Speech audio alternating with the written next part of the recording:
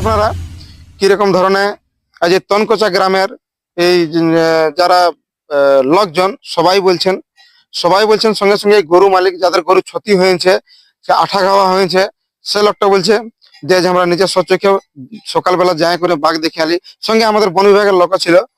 তো অনেক লোকজন এই বিষয়টাকে নিয়ে সিরিয়াস ছিলেন নাই, গম্ভীর ছিলেন নাই।